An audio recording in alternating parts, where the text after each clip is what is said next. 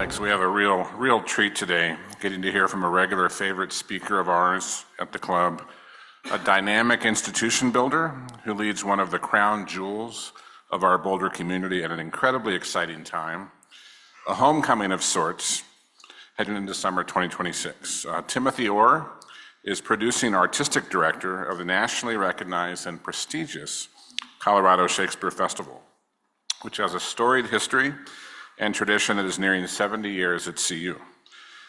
Tim Orr has been with the Colorado Shakespeare Festival as a performer since 2007.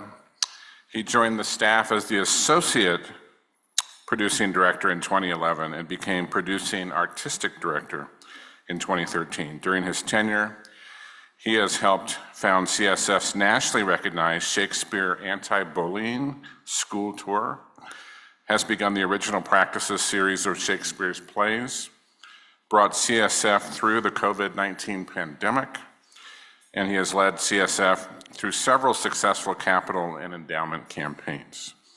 Tim has acted in 10 productions at CSF. His CSF directing credits include 7 productions to date in Boulder, as well as several touring productions. This summer, he will direct Friends, Romans, Countrymen, which carries an especially intriguing tagline: "One man's tragedy is another man's happy day." That will start in July at the festival. Tim Orr has held lecturer positions in classical acting, voice and musical theater at the University of California, Davis, the University of Colorado Boulder, and the Berkeley Repertory School of Theater. He holds degrees in music and arts management from Colorado State University, Sacramento, and an MFA in theater from the University of California, Davis. Ladies and gentlemen, I give you Mr. Tim Orr.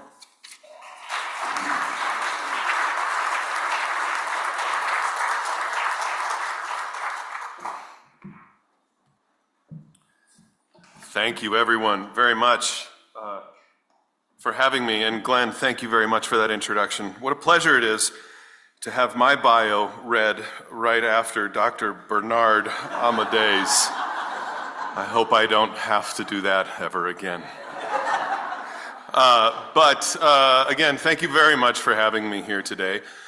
There's 2 things I would love to tell you about in the time that I've got. I would love to tell you about the season that we are producing this summer. It is our 69th season. Colorado Shakespeare Festival is the second oldest Shakespeare festival in America. We are very proud that we will be celebrating our 70th season next summer. The Oregon Shakespeare Festival is the oldest Shakespeare festival in America. But we are very proud of that, and we're also very proud of the other thing that I want to tell you about today, which is the brand new Helms Building Complex and Mary Rippon Theater. So maybe I will talk about Helms and the new theater first, and then I'll tell you about this next coming season. So for those of you who are familiar with the campus, the Helms complex of buildings is part of the historic section of the campus, one of the oldest buildings on the campus. It has been on the list for renovation for decades, and it finally has finished. The renovation and demolition of the building started in the middle of our 2023 summer season, and we have been out of the Rippon Theater for 2 summers, and it is literally just opened a few weeks ago, the theater portion of it. Classes resumed in the new Helms building in January of 2026. $105 million renovation to the buildings and to the theater itself. And I brought a couple of photos for you, and some of these photos of the theater nobody has seen yet. You're the first. Click. Gotcha. So this is the beginning of oh, I got it right there.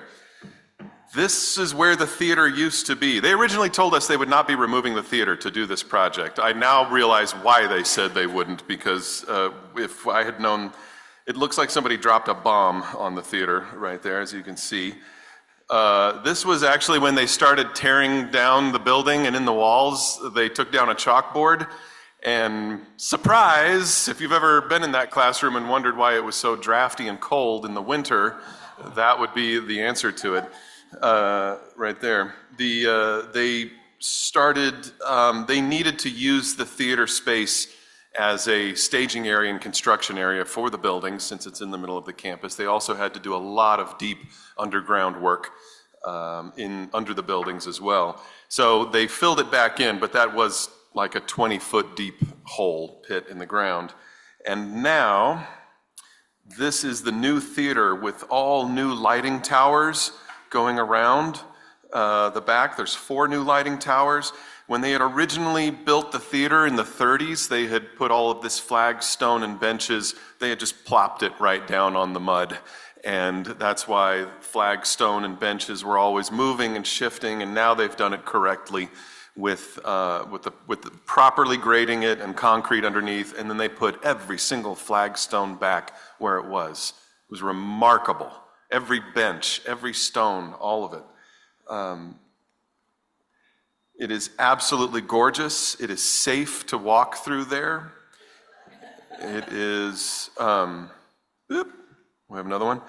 We now have new stairs and we now have new aisles and ramps that for ADA access and wheelchair access all the way down to the front row. New seats for access for wheelchairs in the front row as well as on the sides. Oh, good. Joanna? It's just beautiful. A whole new stage. They didn't tell us they were removing that either. Good. And back, if you've ever been in the Shakespeare Festival, if you've ever been in the Rippon, you might remember behind the audience were 2 like tough sheds from Home Depot where we sold concessions out of that had been slowly moldering for 30 years.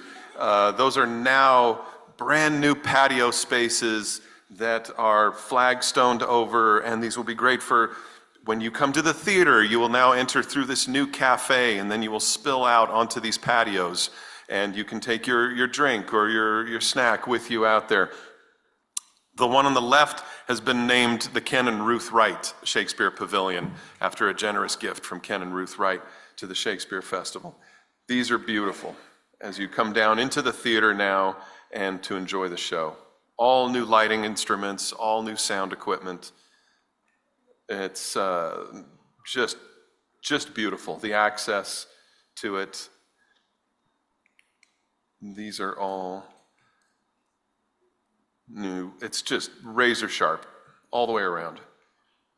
This is the new cafe inside. When you enter the building now, you used to be faced with a solid wall and a whole row of garbage cans. And now you walk into the front door, you're now in this spacious cafe. You look straight ahead through those giant windows and you can see the Rippon Theater through them. You look to your right in the cafe, and this is what you see. You look to your left, and here is this cafe now that's being run, and that will also be what's providing the concessions for the Colorado Shakespeare Festival in the evenings. Stingers.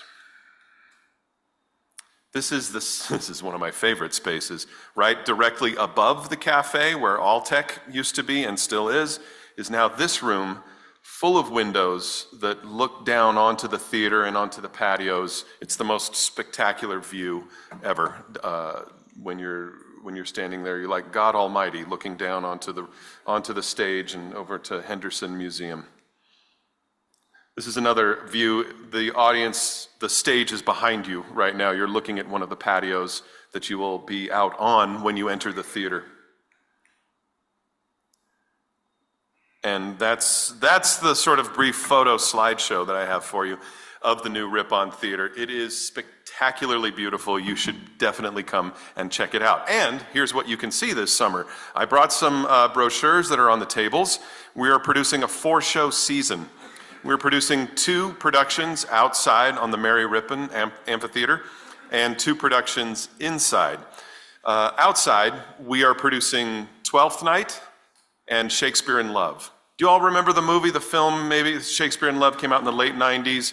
Gwyneth Paltrow won all the Oscars. It was this wonderful, beautiful love letter to the theater, to Shakespeare, to his company, and they are trying to pull together and create the first production of Romeo and Juliet. That play that movie has been adapted into a play, and we're the first ones to get hold of it, to do it in Colorado. And if you remember the film, the last idea that Shakespeare has is inspiration for is a new play, Twelfth Night. And that's the last sort of frame of the film. And the idea for me was, what fun would it be to produce both of these plays with the same cast in repertory? Meaning they're going to do, once we get both plays open, right, they'll do Shakespeare in Love, Wednesday, Thursday night, and then Twelfth Night, Friday, Saturday night, back to Shakespeare in Love, on and on throughout the summer. And it's with the same cast, and the characters line up quite nicely between the two plays. Shakespeare in Love is a huge, huge production to produce, with kids and dogs and live music and everything happening on stage. So I think that'll be really fun. I also thought, I knew 3 years ago that we would be reopening the Rippon, and I wanted to save this idea because it is a love letter to Shakespeare companies and theaters, and what a great way to reopen the new space with this kind of lyrical two plays that talk to each other, and how fun. Nobody gets together at the end of Shakespeare in Love, but they all get together at the end of Twelfth Night, and those kinds of things. It'll probably only amuse me, but that's okay. It's still a beautiful, poetic way to reopen such a beautiful historic space, in my mind. Indoors, we're doing a production of Julius Caesar, not timely at all, it never is. So we're doing a production of Julius Caesar indoors for the political scientists in the crowd who will enjoy it. And that is a production, that is a play that we have not done since 2017.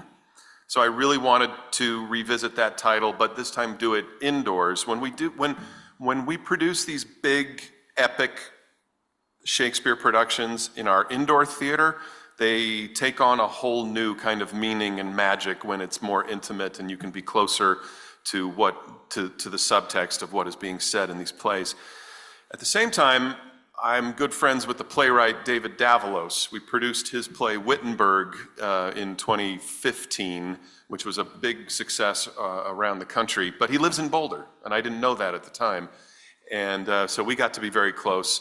And David and I would go to lunch occasionally, and David said one day over lunch, he goes, I have an idea. It might just be like a sketch rather than a comedy bit rather than a play, but I have this idea about retelling Julius Caesar from the perspective of two minor characters in the play. What's happening to two plebeians that are trying to stay alive and survive during during this revolution and the end of the Civil War and before the Battle of Philippi and all of that.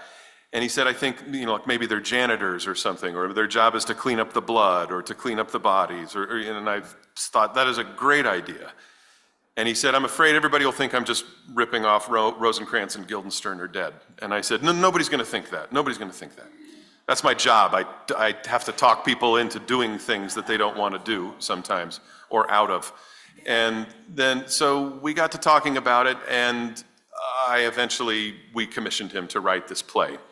So it's the same cast of characters as Julius Caesar, but it's retelling the time frame of Shakespeare's play, but it is told from the perspective of two minor characters in the play, the soothsayer and another janitor named Xenarchus, who is not in Julius Caesar, but was a real character. And I thought I think it was in 2023 when we were talking about this, I thought that would be another fun, splashy way to reopen this season where the Rippon reopens, if we produce that in rep with a real production of Julius Caesar. So those two plays, the same cast will be doing both. They'll be doing Julius Caesar fun in modern dress, suits and ties, cell phones, all of that. And then the same cast the next night plays all of their same characters again in ancient Rome, togas and what you're accustomed to. So that is what we're doing this summer. The season opens June 7th and will run through August 2nd, and I would love to see all of you there for every play. If we have a little bit of time, Marty, I am happy to take any questions if you have any for me. about the season. Thank you.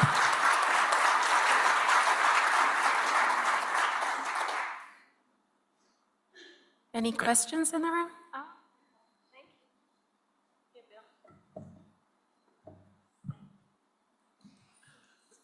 you. Tim, thank you for coming. Appreciate it. Could you tell us a little bit more about the background behind the construction work? I mean, was it all funded by private donations? How did that come about?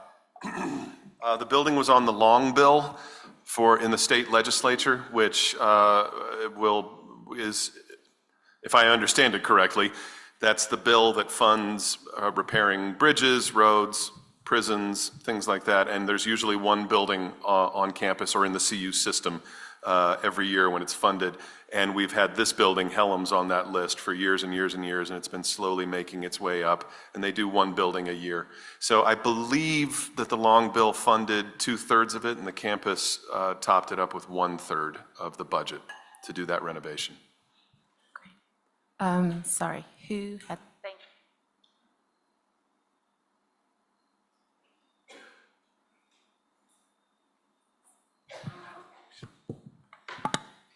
Yes, it's kind of apropos to my question, which is fortunate with Julius Caesar, because I'm wondering, what are the strengths and risks of changing the time period and the dress of a Shakespeare play? That's a very good question. They are numerous and varied. When you're changing the time period, first of all, I'm not, as the artistic director, I'm not really interested in the concept of a director's concept of just wanting to update it for random purposes. What is the story that you are wanting to tell? What is the story that you are trying to tell?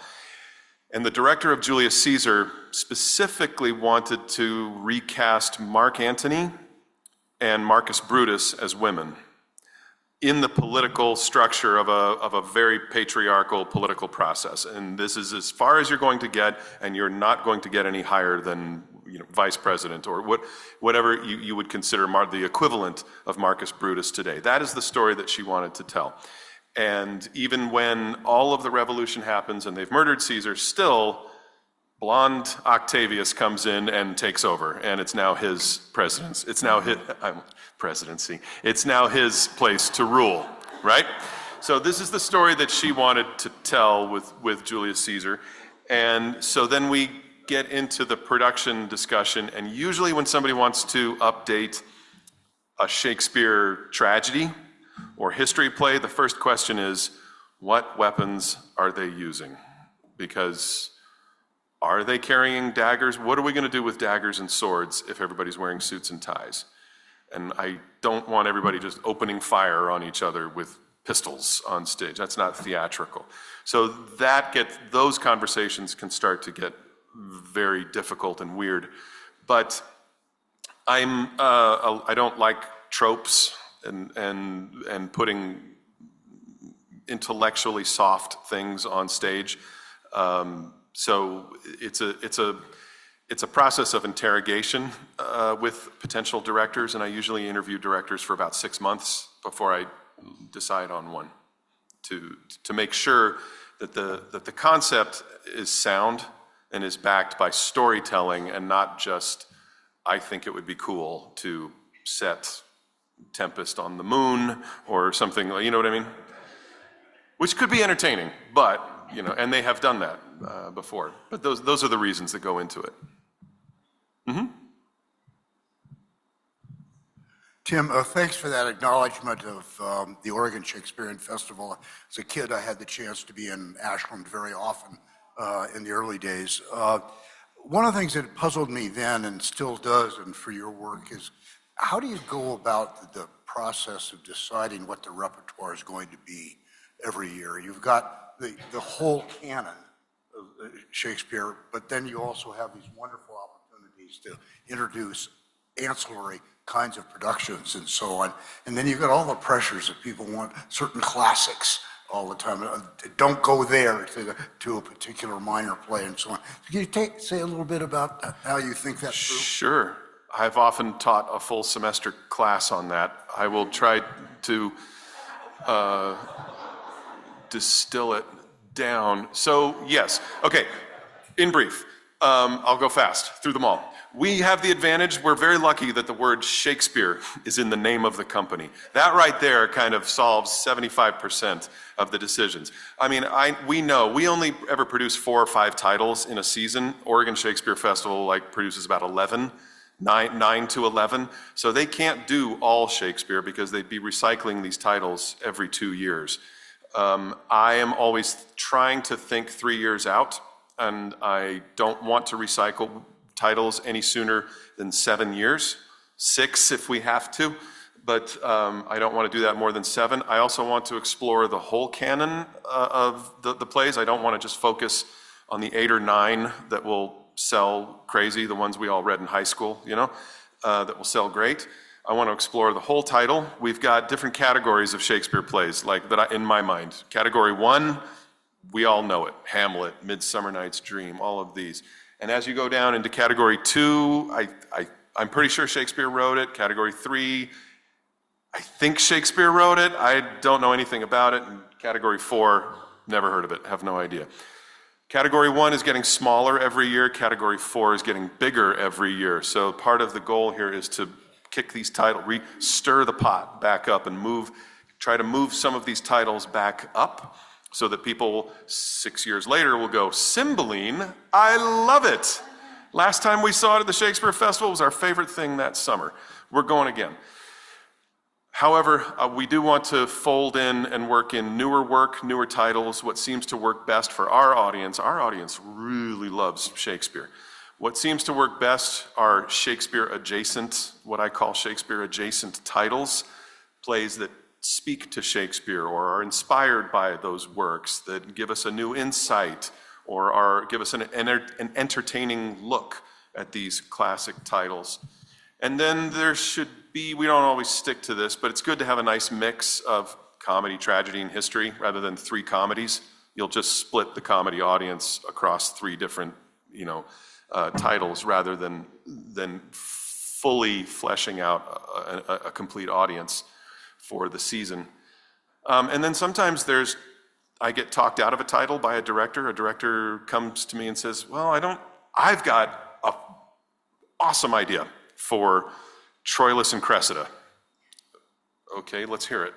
And after 30 minutes, I'm like, that's a play I would want to see. Let's do it. And if we're balancing it out with a production of Midsummer Night's Dream, then I know we're not going to lose our shirt. One will pay for the other. So let's have some fun and do that. So there's a lot of those kinds of, sometimes you think of there's an actor that really wants to work with us and she's amazing and phenomenal and world famous. What would be a great vehicle for her? So sometimes it can be led from that point of view, from that direction as well. Thank you so much for such an interesting and well-informed presentation. My question may be better suited to the project manager of the reconstruction than to the artistic director. It's about acoustics. How do you find the acoustics and how can they be managed in such a big outdoor space? Great, that's a great question. CSF was unmiked. I'm talking about the outdoor stage now. We were unmiked from the beginning, since 1958 until about 2010. 2010 is when we started putting actors into body mics, and it made, the purist in us may not enjoy that idea, but it has transformed and made all the difference in the world. Because before then, actors had to face flat out to the audience whenever they were speaking. As soon as they started to turn about even to here, because there's this much audience going all the way wing to wing, as soon as you would turn to here, 200 people missed it. So they had to deliver everything flat out. Also, traffic noise and airplane and helicopter noise in Boulder has increased. So they tell me when they raised Broadway, that's when it really got bad. I didn't know what that means exactly, but that's when more noise would spill over Henderson. So when we started body miking actors, now we have a full range. So people can still bellow full-throated Shakespearean outdoor acting if they want, and you've got a guy at a soundboard this big who's riding everybody's mic all the time. You should see him. He's like playing a pipe organ or something, what he's doing. Because when two actors wearing body mics get close to one another, one of those mics has to be taken out, and when they separate, has to be brought back up, all of that kind of jazz. So they can now have close, intimate conversations with one another on stage when they want to, and we'll hear it. And they can still thunder and bellow if they need to. But also, Romeo can now climb up the balcony and be talking at the same time. We don't have to wait for him to get up to the top, climb over and face the audience and start talking again. You know what I mean? So the acoustics of the new space, I'm very, very curious to see, because there's a lot more stone out there now, especially in the back of the theater where those new patios are. And I was just out there for the ribbon cutting, and I stood on the patio and went, it bounced right back at me. And so without the trees and the shrubs and the hawthorns there. So we're going to learn a lot in about 3 weeks. Okay, we have time for one more question. I really enjoy your subject.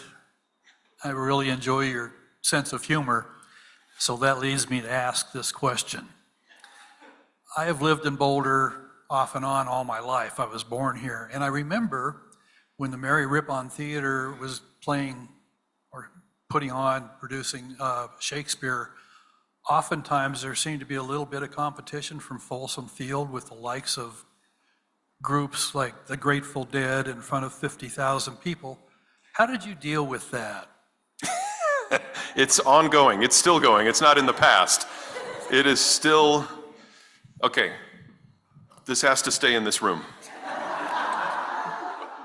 But I share my calendar, the CSF calendar, with the Chancellor's office, usually in the summer, for next summer. And then athletics wants to produce rock concerts in Folsom Field, and it was Dead and Company for a number of years. And then we negotiate with one another. And the Chancellor's office is usually the sort of mediator between us, and I negotiate very hard to preserve our Friday and Saturday nights. We're a self-funded unit of the College of Arts and Sciences. We have a staff that needs to be paid, and they're paid by ticket sales. They have mortgages, they have children. You understand, you're probably hearing how I negotiate. And we are not trying to produce football games in the fall to top up our budget. So I am not interested in somebody coming to eat our lunch in the summer if they're not filling their seats. So, well, thank you. But it is a negotiation, and we are collegial and with one another.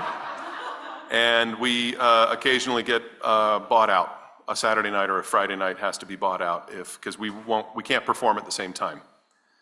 They've done sound tests, and there's a great deal of argument over this, but there have been sound tests and acoustic studies on nights of rock concerts when we're not performing.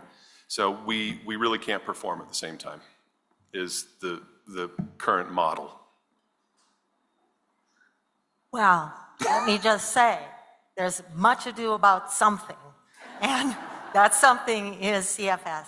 It's a wonderful, as you said, Glenn, it's a jewel in Boulder's crown, and we are so fortunate to have you and everybody that works on it, volunteers for it, donates money to it, buys tickets, whatever, but we are so fortunate. And I want to thank you for spending your time and sharing your insights today. I, for one, am looking forward to this summer. I have 4 tickets for every performance. Not every performance, every play. I'm not coming every night. And maybe some of them will go up for sale here, we'll see.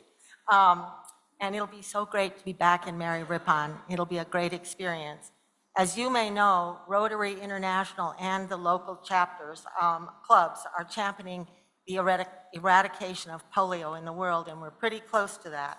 So in your honor, our club will be donating 100 doses of polio vaccine to the Polio Plus Fund. And thanks again for your presentation today. Thank you very much for having me.